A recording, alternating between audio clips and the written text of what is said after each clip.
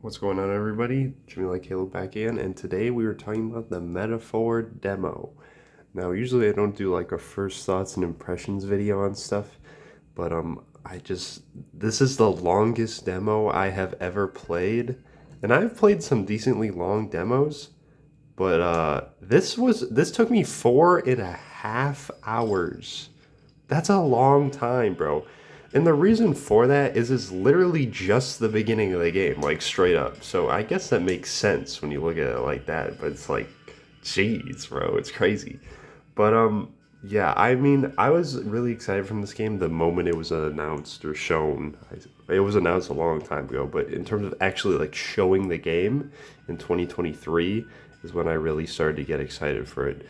So basically, um, it's a combination of the styles and gameplay from both um, SMT and Persona, with maybe a little bit of its own uniqueness to it. And essentially, with that like own uniqueness, what I'm getting to, as soon as you literally start this game, it asks who you are, right? It's not asking your protagonist's name yet. That's later in the actual game. It's asking what your name is. So it's talking about you yourself as the player, right? Which is very interesting. So essentially, that means you're looking as if this was like a storybook, right? So if I'm the one reading the story and the characters in the story though have a book of like our world, so this may be a fantasy to us, but to them, or like this game in their world is a fantasy to us, but what they're looking at in this book is what our world is supposed to be as a fantasy. So I find that really fascinating. But anyway, besides that, um, the actual gameplay, I'm gonna get into it. I'm just kind of trying to show gameplay here, but that's basically the rundown of it. Is like it's a fantasy game that is in the combat style of both Persona and like its own unique things, but also the press turn system from SMT. So it's kind of like a mix of all the good stuff. But yeah. So first we're gonna get into like the main problem part of the game. Not really a problem, but like if you're playing on PC, this is where it kind of hits you hard. I'm gonna show gameplay of that too in this video. I'm also gonna have like a separate video of kind of like benchmarks of a bunch of different versions of said game. So this, what you're looking at right now, is the Series X version. Also, I have a VRR display, so even though this game is only in 60 frames, I have this little refresh rate number here. So what VRR means essentially is variable refresh rate. It means even if my display is 144 hertz, right? If it's in VRR, as you can see, it's fluctuating. That means it's going to match whatever that frame is currently displaying on screen. So as soon as it goes to whatever, I'm slipping the controller all over the place. As soon as it goes to the frame, let me try to show it. As soon as it goes to the frame, see how it's 60, because this game is actually unlocked. It's not locked to 60, which I feel like it should be, or there should be like a performance one specifically for 120. But basically, it's 4K 120 unlocked. So like then it jumps to 75, 120 in a loading screen, and then it's like back to the 60s anyway. So they might as well lock it. I found that locking the frame rate on PC stabilized the game a lot. It definitely made it better. But yeah, as I was saying, this like beginning early section is kind of like a good benchmarking place because this is where it hits the frame rate the hardest. But that's why I'm showing you. So you figure if it runs like this on an Xbox Series X, which has, pretty solid specs, and the recommended requirements for the game on PC was like a 970, which is a pretty old graphics card, then you should be able to run it. So as you can see, it's 1.5, and then it's 60, over 160. It's just all over the place. It's very variable, but because, like I said, it's a VRR display, it's very like unnoticeable. You're not gonna notice big frame drops unless it's like going from 60 to like 50 and then like a high 40 or something like that. So as long as like it's in the 60s or above area most of the time, you're really not going to notice on a VRR display. If yours isn't VRR, it might be tearing under 60 or around that point. So that's definitely something to keep in mind. But I'd say for the most part in Series X and PS5, it's much more stable all around. It's a very playable experience. It's not really like troubled at all. And even on PC, I'm going to show you on a low-end laptop, as long as you have a GPU, it should be playable. So this is one of the first like big open areas of the game, which is like a thing about in Persona where in like Persona 5, for example, where there's a bunch of different locations in Tokyo and you can go to those specific like open areas. This is one of those big specific open areas because this is just the first main big open area in the game. There's like multiple of them and there's even a map for it. So it has its own like little sub stores and places in this area.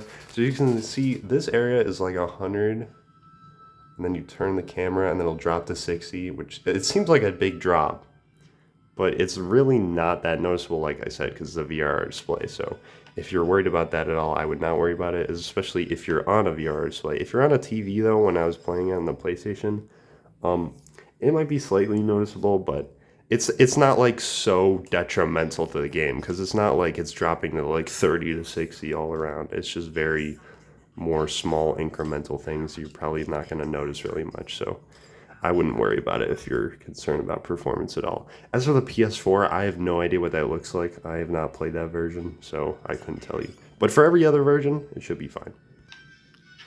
Now this is like the very first thing you do in the game, like actually like when you're going somewhere to the recruitment center for the army, which is where you feed one of the first party member, one of the first main characters. Also, something I want to mention, as people also said this, is like the like partner character, like your assistant character. So for example, in Persona 5, that's Morgana, which is a cat in the real world, and then his cat human-esque form in Metaverse. Anyway, in this game, your helper character is Galaga, right? So I don't hate Morgana like everyone else does. I don't love him either, but Galaga is like really, really good in this game. Just like the stuff she has to say actually like is important and not annoying, and like she's like, yeah, you like agree like hardly. What am I saying? You agree strongly with what she's saying, and it'll make sense and stuff like that. It's just like she's just a good character, good, well-written character. So that's what I'm trying to say. Ooh, also another big thing I want to mention.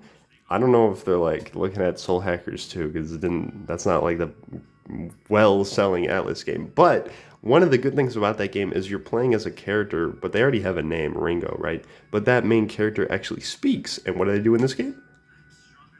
Your character actually speaks. They're actually like a character in the world. Even though you're still like a self-insert for them selecting the dialogue choices, there's still like a character in the game, which I really, really like. I think that's really cool, especially when you're like as the person like reading the story that, and then see this is where it asks you to name the protagonist. So I think that's really cool. Yeah, so as you can see, this book that you're talking about, they're actually talking about the book like in-game. It's not just, oh, they're telling you that you're reading the story as a fantasy. Like, they're actually reading the book in-game that's supposed to be our world, which is just so cool and fascinating. It does kind of remind me of The Matrix, where it's like they're in a world, but they're talking about your world, like almost like fourth wall breaking. Not to that extent, at least not yet. We don't know how far this will go, but yeah, cool little thing. Another thing to mention, as usual, cutscenes are absolutely beautiful in this game. Go figure. I'm pretty sure it's probably the same team that was doing in other games. And if not, they're really good animator studio when they hire them for these things. Because there's a lot of really good anime cutscenes, even in this demo alone. Like, there's a lot of them. Yeah, so this is the map I was talking about. So basically, that's the first main city you start at. And then this is kind of like a dungeon, a very small one with a boss at the top. And then there's like a dungeon over here, I think, that leads back here. But basically in the game, there's going to be a map like this. There's going to be a bunch of like bigger cities on the map with their own separate little locations. Okay, so this is like the first like little dungeon I was just mentioning on the map. So this is the first time you actually like experience like combat gameplay in this game. So I'm going to show you what that looks like. So you just run over here. This freaking guy spawns in. And then with this game, instead of going straight into turn-based, I believe it's going to show us doing our little action thing first. Yes. So this is how this game works, as you're going to see. I attack with X here, and then I go into the turn-based combat, start with those attacks, it stuns it with an ailment effect, and then we're in the turn-based combat. And then these little icons up here are your press turns, so we have 2 of them with the 2 crystals. And then you have your usual, like, this would be your mana type of attack, and then you have your regular melee attacks. And basically that's how that works. Also, later on in the game, with the D-pad, you can like move your position. So right now he would be as close as possible, so melee damage would do more damage. But then later on you can also move backwards, so they can do less damage to you, but then melee damage will do less and magic damage will be more effective. So it depends on what class you choose with whatever archetype, which is a super, super cool combat thing. Also, as you can notice, in combat, it's not even 120. It's still like variable, like 60 to 75. It jumps all over the place. So just lock the frame rate, Atlus. What are you doing? It doesn't really matter. Like I said, it's not that noticeable. It's just weird. Another example I want to show is an enemy is weaker than you. Oh, this enemy just hit me in a combat, so that's also another thing that happened. But when an enemy is weaker than you, you can actually just hit it in the real time without even having to go in a battle. Another thing I wanted to mention in this game is it does have like little social stats, and I would show it, but my save file that I was playing on is on a different console, and I can't really technically show it. I will have a full review of this game, and I'll definitely be able to show everything to its full. This is kind of like the first thoughts and impressions and tell you what the game is actually like. But overall, I really like this game. I'm very excited. And it runs well on all main systems, and I'm going to prove that to you on this laptop in a second. Also, something very important I want to mention, if you're playing on a laptop or a desktop that has integrated graphics, make sure you're playing on your GPU, because it will run really, really bad on integrated. I'm going to show you how to do that right now, because that's what I had to do, and it's literally night and day. So this is going to be for Windows 11, but it should be pretty similar for Windows 10. You go into your system settings, you go in display, then you click on graphics, and then you're gonna go, you would add an app, it'd be a desktop app, and then you would just be able to search it. So here I searched up Metaphor, and then it's here, and then you would go into options, and then you don't want it, by default it's gonna be in let Windows aside, you wanna make sure it's on not power saving integrated, you wanna make sure it's on high performance, and which would be the GPU that you have, because if you don't have a GPU, you're not going to play this game. That's all I have to say. Maybe on the like Ryzen APUs, but I don't know about that. But that's how you do it, in case you're wondering. So once you do that, then you should be able to play the game. And I can even load the save I was literally just on the Xbox, which is kind of crazy. But this is a Microsoft Store version of the game, so it shares progression with Xbox. Which is really cool. It's an Xbox Play Anywhere title, which is always nice. The other Personas are like that too. And then, if you're playing on Steam, it did have an issue when the demo came out, but they did fix it where it wasn't utilizing like the entire core of your CPU, which is really weird. I don't know why I did that. Okay. And then, before I go into squad, I want to hit this thing. And then you go B, and then you're in the thing. So as you can see, I have a little like Xbox performance thing on the side there. I did lock the frame rate, because even when you're on a GPU, this is on the highest settings, by the way, like ambient occlusion, it's at 1080p. Well, highest settings I could do on the display, really. But yeah, basically it runs pretty much at a lock 60 the whole time. It does like drop a few frames sometimes, but it's not something you would really notice. Very, very doable, not like distracting at all. But yeah, overall, very good game. Make sure you're not on integrated graphics. If you want to test this for yourself, you can literally download the demo. It's free. It's about 50 something gigabytes, so it's kind of hefty, but it's a longer demo. But the save data just transfer to the full game, because you're literally playing the beginning of the game. So like I said, if you have integrated graphics, make sure you switch to your dedicated one. Even if you have a lower end dedicated one, that's still better, and it will still run on that. And this is on the highest settings on a 3050 laptop. So it really does not take that much to run. If I can run it on this, you can probably run it on your GPU as well. I have footage of this, like in-game of all of them, I believe. It might be like a separate video, link in the description if you want to see like the performance of everything, in case you're curious about that at all. But yeah, basically that's all I have to say. If you enjoyed the demo, let me know. If you played it, if you're gonna buy the full game, whatever. If you have any issues and to solve your issue, that would be good. Let me know. And yeah, thanks for watching another video.